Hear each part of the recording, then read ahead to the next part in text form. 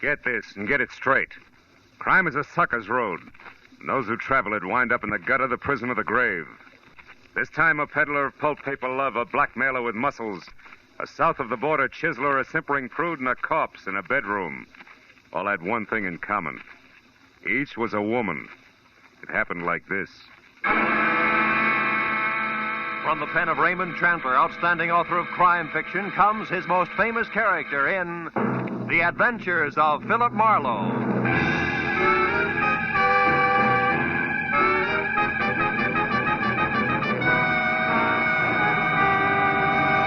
Now, with Gerald Moore starred as Philip Marlowe, we bring you tonight's exciting story, The Ladies' Night.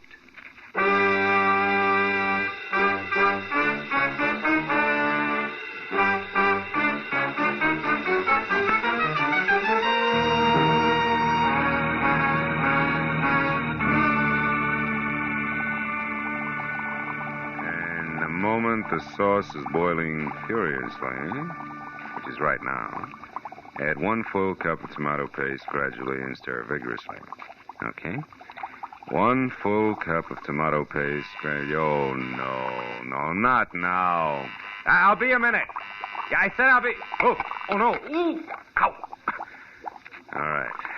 So I add tomato paste, cup and all. Okay, I'm coming. Who is it? Telegram for Philip Marlowe. Oh, I'm sorry. I didn't mean to bring you. Kay Vanneman. Yes, darling. A staunch friend, Kay.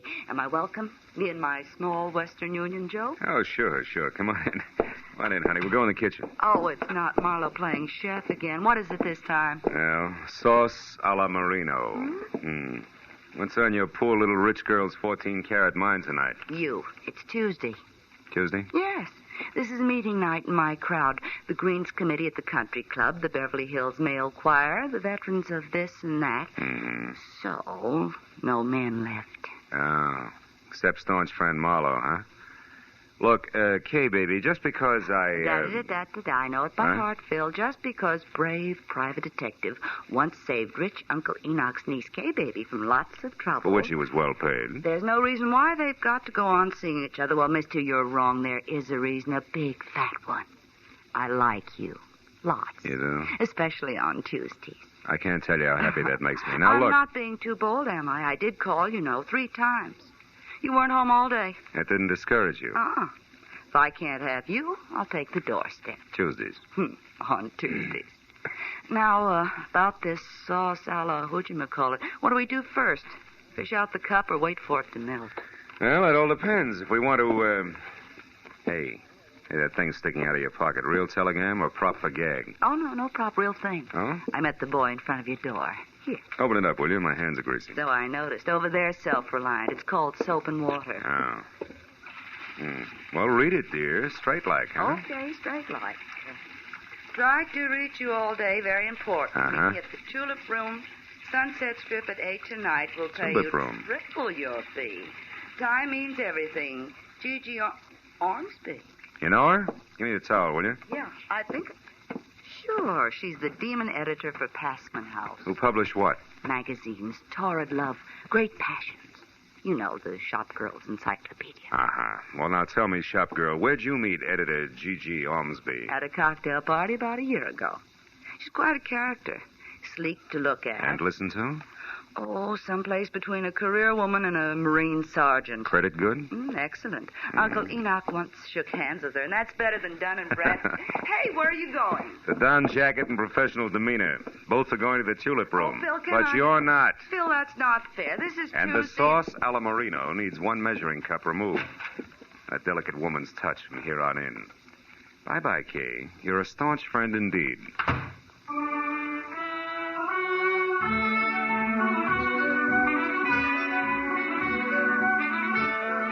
The Tulip Room was one of those extra chic spots, curled up at the foot of the Hollywood Hills, where the velvet and the maitre d's tone of voice made you sure you had egg on your vest. But that, plus the crew-cut glamour girls who lined the booths and shrilled darling, no matter what was said, made finding my prospective client that much easier. In severely tailored banker's gray flannel, she stood out among the neighboring naked shoulders like a wart on a cue ball, as did her voice. which once it had gone through the introductions, came right to the point.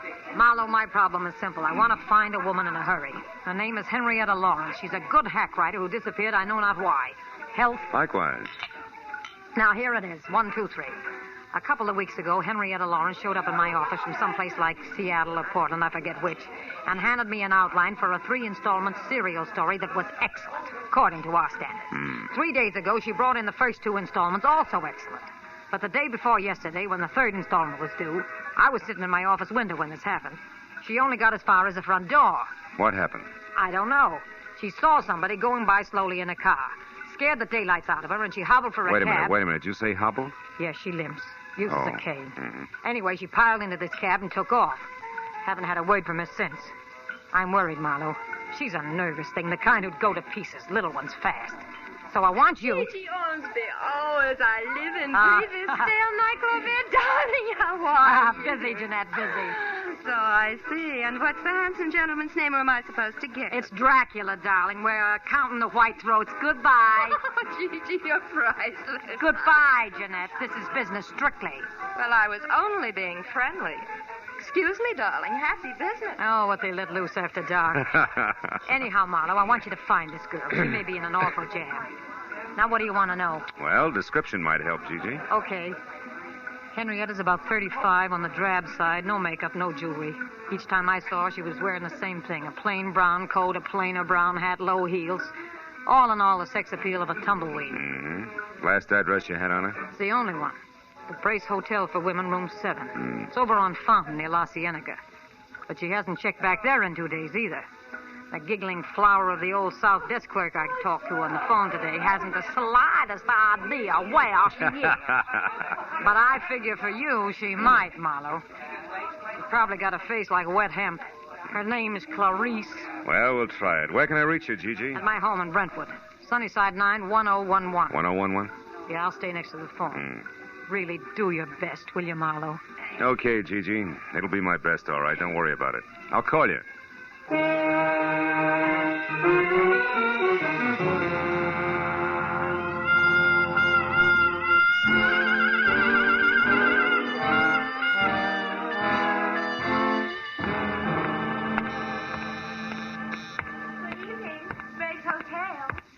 Violet Moore? One moment, please. Go ahead. Oh, hello. Can I help you? Are we alone? Is the switchboard closed? Why, yeah. Good. You see, I'm a private detective named Marlowe, Clarice. A private detective? And you know my name. Oh, we find things out. Oh, how can poor little old me help you? Well, it's about Henrietta Lawrence, the girl with the cane. She's in trouble, and I think it's a man. So do I. Who? Well, I don't know. You sure? Positive. She was always so quiet, so mysterious. It was enough to make a body curious. Oh. So one night I followed her. She went to Annie Stringer's Hollywood Health Club. That's a ladies' Turkish bath over on Santa Monica Boulevard in Doheny. Well, maybe she ducked in there because she knew you were following her. Oh, no, I was very careful. Besides, she had something to say to a woman there. I know I saw him talking in the doorway when I went by. Couldn't see who it was, though. No man, huh? No. But I keep my eyes open when she comes back. Oh, you do just that. Keep them wide open, Clarice. They're lovely eyes. Oh. Good night, honey.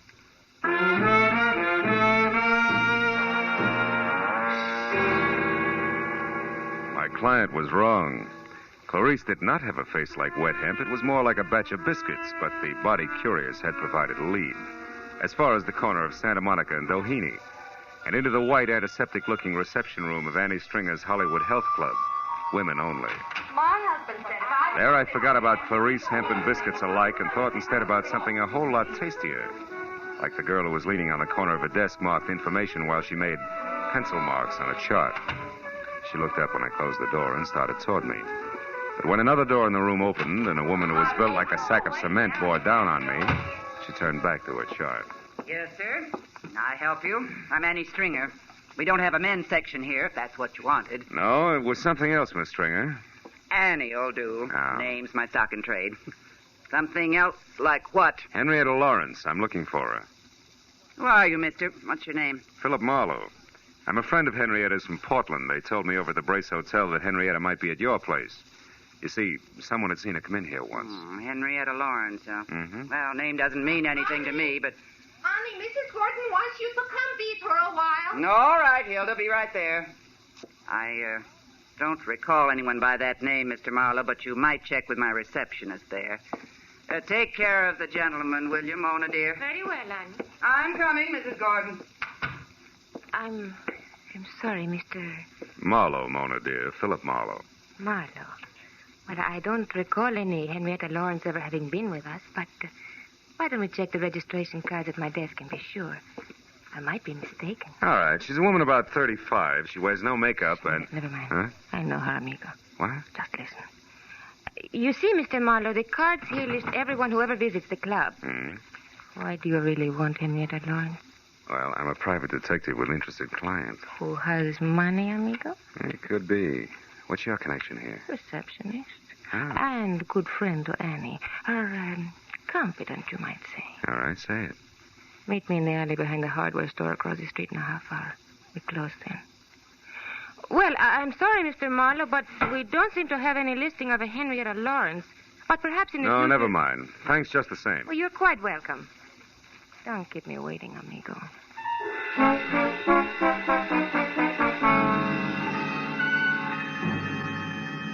I killed most of the 30-minute wait at an all-night beanery a block away where I drank bad coffee and listened to a special monologue from a waitress, which was worse. And at exactly 10:30, I stepped into the street and walked to the alley behind the hardware store. Moved cautiously toward the dark shadow of the building until a hand that gripped like a bear trap snapped shut on my upper arm, while another locked my wrist high into my back. 1 inch, Mr. Marlowe, and I'll break it off and hand it to you. I was a lady wrestler, understand? Oh, do I still call you Annie? Never mind the wisecracks. It's been a long day, and I haven't got patience. Now, what's your angle, Flatfoot? Slip, baby, in more ways than one. Start talking. All right. Henrietta came from Seattle, not Portland. So now some advice. Forget Henrietta Lawrence, Shamus. You can't do her any good. You're a liar, Annie, and you know it. Wasting your breath, Shamus. That's bluff, Annie. Hot air. Yeah? I suppose that goes for the letter, too, I suppose. Letter? You slipped again, kid. What about it? You don't know what letter I'm talking about. But Mr. Marlowe, Henrietta Lawrence does. So tell her to call off the bloodhound, or that letter will go right to the cops. They'll know exactly what to do with it. Get going, please. Oh, hey. Blow the top of your head off. Go on, feed it while you can still walk. Go. All right. But I'll be around, Marlowe. So don't forget the message I gave you for Miss Lawrence.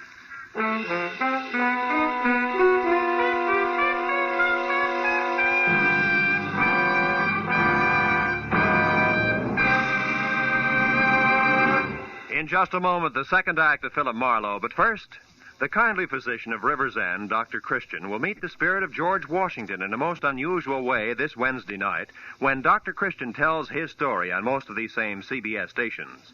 An elderly patient who claims to have a personal message from George Washington comes to Dr. Christian's office and presents him with one of his most perplexing cases.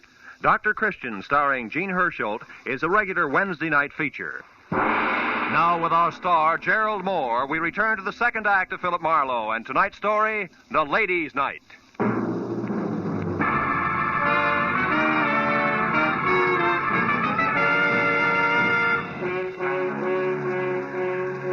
Kay watched Annie Stringer lumber out of sight down the alley. And she turned, tossed me an I told you so smile, and lit a cigarette for me. Here. Well, I guess it's a good thing I chucked that scullery-maid routine and followed you after all, wasn't it? Look, I've already said thanks, so go ahead. Get real corny. Rub it in. Marlowe pinned by a woman. That was no woman, Phil. It was the late gargantuous cousin. Yeah, I was also outnumbered and surrounded. By the way, where's your gun, Kay? I don't have any gun, just What? a lot of bluff and curiosity about what you were doing out here in the alley with a creature like that. I was taking a judo lesson. By correspondence, maybe? What was all that about a letter? Well, for my money, the way things stack up, Gigi Ormsby's top writer, one Henrietta Lawrence, is being blackmailed by Annie Stringer, and that letter is Annie's protection. Goes to the cops if anything. Kay, get outside quick. What? What's the matter? Marlowe, not another one. Yeah, my date, Duck. Will you go on? It's important. All right, but don't forget you're a sucker for a hammerlock, so watch it. Phil? Senor Marlowe? Over here, Mona. Oh, see. You are here. Are we alone? Yeah, we're alone. Good. It is worth my life what I'm going to tell you. And we like me alive, no? Look, what is it, Mona? You know something about Henrietta Lawrence? See, more than enough. There's a certain letter. Oh, you know about that, huh? Sure. I know where it is and what it says. Bless you, baby. Where is it? I want that letter bad. It's nice. Nice? See. And I would love to give it to you for nothing, but... But what? But my poor mother, she needs an operation. My father, the mortgage on the ranch. Your little sister wants music lessons. Come on, kid. How much? How much is the life of Henrietta Lawrence worth, Phil, dear? To me, to you, to Henrietta Lawrence. Her life, huh? I'll see what I can do. You better do real good, amigo. It's a very serious thing. I take a great risk. Annie Stringer is stupid, but she's also strong like a bull. You come to my apartment, 8310 North Ardmore, number D. 1 hour. D, huh? Okay, I'll be there. Good. And please, amigo, you don't hold hard feelings against me. Not for this. You know, business is business. Pleasure's pleasure, no? Maybe we can mix them. In an hour. I'll be waiting for you, Phil. How do you like that? It was as touching a little scene as I've ever witnessed. Skip it, Kay. This deal is liable to get rough before it's over, and I've got a call to make. Let's go. And I was dumb enough to warn you against the hammerlock. The hammerlock that kid holds is like a pat on the head. Can I go with you just for laughs? Yeah. We're going to call on my client. You're scramming. Come on.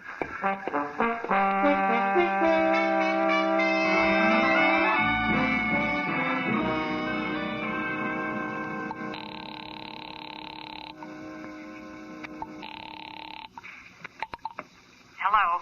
Marlowe, Gigi, got a line on Henrietta, but you're not going to like it much. What do you mean? How does it go, Marlowe? Trouble is, she's got blackmail. I don't know what the hook is, but I have word of one of the bargainers is plenty serious. Who's doing it, Phil? A female mastodon named Annie Stringer's the big wheel. I got onto it through a letter. A letter? Yeah. Annie wrote her protection letter. It's got all the dirt in it and goes to the cops if anything happens to Annie. It's a standard routine. Where is this letter? Who has it? There's a double-crossing little Spanish number named Mona. I'm supposed to meet her again in an hour at her place.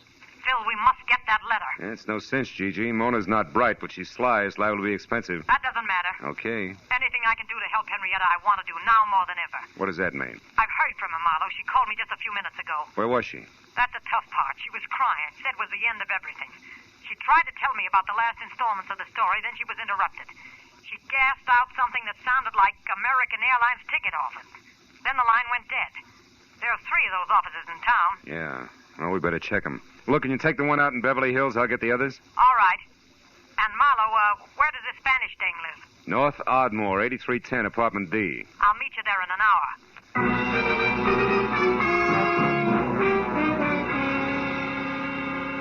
When Gigi hung up, I sent Kay to check the airline office in Hollywood for a woman carrying a cane and a big load of trouble, telling her to call me at the downtown agency within half an hour. Then I headed south for the office on 6th Street. Halfway down, it began to rain. You know, the kind of dismal, misty drizzle that makes your clothes smell like blankets at a fire sale. I spent a fruitless half hour peeking into corners and trading descriptions, and finally, when Kay called in a negative report from the Hollywood office, it was high time to beat it out to my appointment with Mona. The rain had put enough dazzling sheen on the pavement to make the going slow and slick. But I got out to 8310 Ardmore not over a minute late. Apartment B was the last on the right and completely dark. As I walked toward it, I found myself following a set of feminine footprints rapidly filling with water. And besides each left print was a little round hole. By the time that registered on me, I was already at the door and could hear her crying inside. I didn't wait to knock. Mona, it's me, Marlowe. For Pete's sake, what happened to you? Phil, that woman was here waiting for me in the dark. She had a big club. When I came in, she grabbed me and beat me with it. It was a cane. Not that it makes any difference now. Hey, your apartment's a rest. She got the letter, huh? See, she got it, and look at this awful Later. fruit. Right now I want to know what that letter said. You can forget about me paying the Mexican national debt for it. I want it free and fast. Come on, what's Annie got on Henrietta Lawrence? Right. She knows it. What? Somebody's outside there. Oh, it's Gigi. Come on in, Gigi. Hello, Phil. Who Who's this, the tortilla pounder you told me about? Just a minute, you can't... All right, hold it. Take it easy. You're a lousy housekeeper, sister. What happened? Your hat dance get out of control? Now, wait a minute. Henrietta scooped this Gigi. She was here and got the letter herself. She what? Yes. We were just talking about the letter when you came in. Now, let's get on with it, Mona. What's Big Annie's pitch? Supposing I won't tell you now. Then I'll have you in the pokey for attempted extortion before you can say Pancho Robinson beautiful. Come on. Well, okay. That's better. For you, amigo, I tell. I don't know what Henrietta Lawrence means to this dragon here, but she's a murderer. Well, you lying little tamale tosser. That's impossible. Henrietta's a fine girl. You know what you're saying, Mona? Sure I do. I read the letter, didn't I? Henrietta Lawrence killed a woman in Seattle 4 years ago. Annie saw her do it. She had names, dates, places, everything. I can't believe it. I just can't. She's such a swell person. Look, she even left this, the final installment of the story, for me in that Wilshire ticket office. What'll we do, Phil? We gotta help her. Okay. Since neither she nor Annie counted on Mona here reading the letter, the best way to help her is to try to keep her from committing another murder. What, are you crazy? What are you talking about? Come on, Gigi, get with it. The letter was worthless except as Annie's string as protection. Yet Henrietta went to all the trouble of getting it. Why? So she could shut Annie up, and there's only one way to do that. Kill her. Holy mackerel, I didn't even think. You should, Senora. You got nothing else to work with. Drop dead. Stop it, both of you. Oh, crazy. Better stay clear of it from here on, Gigi. Go home and wait for me. Okay, Phil, whatever you say. Call me as soon as you can. Sure. All right, come on, Mona, let's go. Me? Yes. Oh, no, amigo. The letter's gone, and so is Mona's interest. I'm very tired. Now, listen, you cut yourself in on this right up to your sombrero. You know Annie, so you may be able to help me. It's that or spend the night in a cooler. Add it up, sweetheart. Andale. All right. You're so forceful, amigo. Come on, let's go.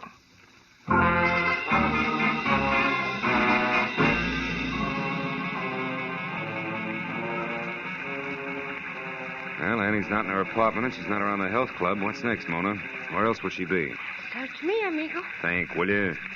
Has she had any appointments lately that didn't fit with her regular routine? Well, she went out on Fountain Avenue in a big hurry a couple of Fountain days. Avenue? That's where Henrietta's been staying, in a hotel out there. The Brace Hotel? That's it, on the nose. Is Annie dumb enough to go there now tonight? Sure. She's stupid. And her strength makes her reckless. That's it. Let's go.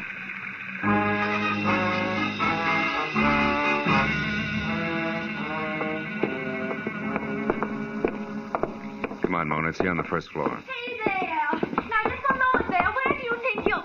Oh, it's you again, Mr. Marlowe. Yeah, it's me again, Clarice. If you're looking for that Miss Lawrence in number 7? Uh-huh. Well, you're sure in luck, Mr. Marlowe. She's in now.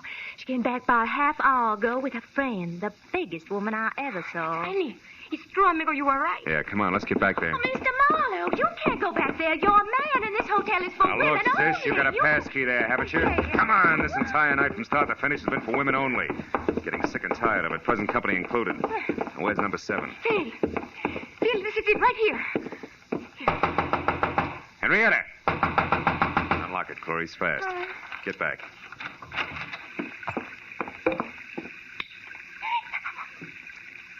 Henry. Dead. With a knife. Yeah. Go ahead and scream, Clarice. Get it over with. Well, where's Miss Lawrence? She no doubt left by the window here. Yeah, it's still open. Only 5 feet to the ground and a clear set of footprints in the wet dirt, cane marks and all, just like... Just like what, Mr. Marlowe? I started to say like the ones I saw earlier. Sure, the last installment of the story, the letter at Mona's, the airline ticket. Now she's out of it, slick as a whistle. Clarice, call the cops. Here, give them my card. I'll get in touch. Well, where are you going, Mr. Marlowe? To break the unpleasant news as gently as possible to my client. Phil, what about me? What will I do now? Just keep looking at Annie, you beautiful, chiseling, double-crossing jerk. Maybe you'll learn something, but I'm not going to count on it. Phil.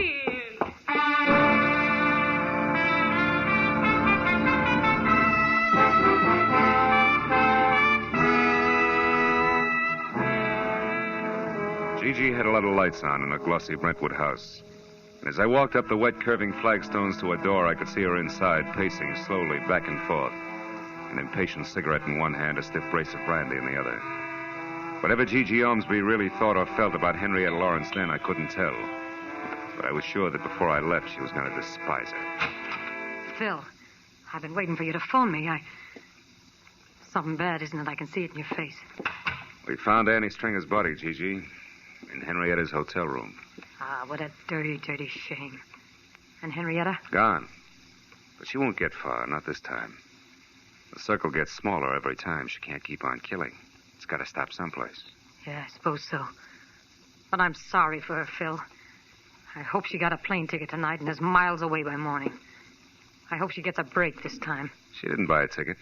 She's not even running. And she won't get that break. You talk as if you know where she is, do you? Mm-hmm. You've been to Seattle, haven't you, Gigi? Well, of course, but not for years. You lived there. You were a writer before you became a publisher. Why? What is this? You knew Annie Stringer long before tonight, too, Gigi, huh? What are you driving at, Marlowe? That your real name is Henrietta Lawrence, that you killed a woman in Seattle once, changed your name, and got away, but there was a witness. And a couple of weeks ago, purely by chance, that witness, Annie Stringer, ran into you, recognized you as Henrietta, and grabbed at the chance for blackmail. Stop it, Marlowe. So you had to bring Henrietta Lawrence back to life, just long enough to get rid of the witness.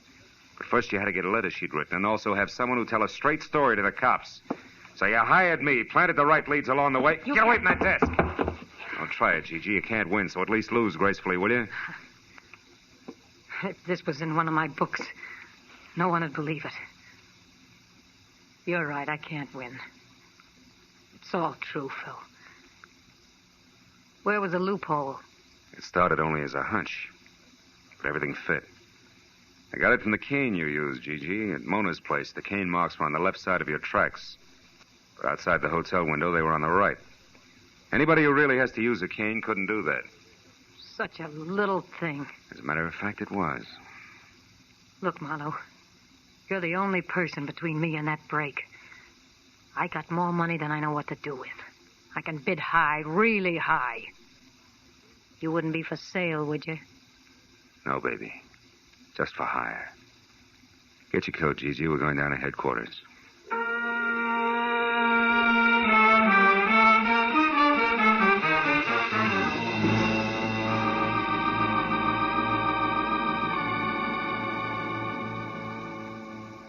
Getting the whole business down on police stationery, one orderly step at a time, is a process as full of, well, as full as the fiscal report of the First National Bank. Took twice as long to whip up. But finally it was all over. I was on my way home to my bachelor apartment. And then I remembered something. Never mind explaining what took you so long, darling. You're here now. Dinner is ready and waiting, and the martinis are ice cold. Just come on in and close the door. Yeah.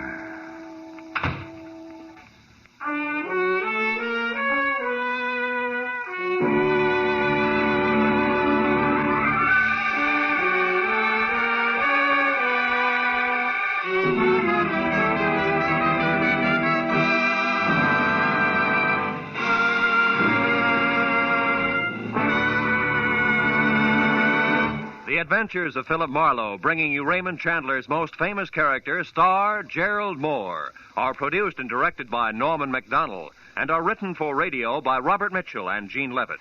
Featured in the cast were Jeanette Nolan, G.B. Hunter, Constance Crowder, Lillian Baeff, Gene Bates, and Michael Ann Barrett. The special music is composed and conducted by Richard O'Runt. Be sure and be with us again next week when Philip Marlowe says... This time a friend with millions, a myopic chemist and a long-haired piano player were thrown into a panic because a brilliant young lady with a gun was taking a big step in the wrong direction.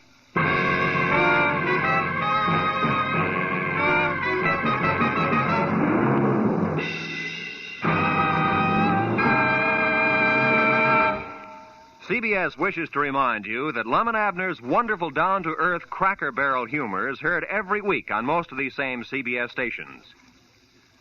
This is CBS, the Columbia Broadcasting System.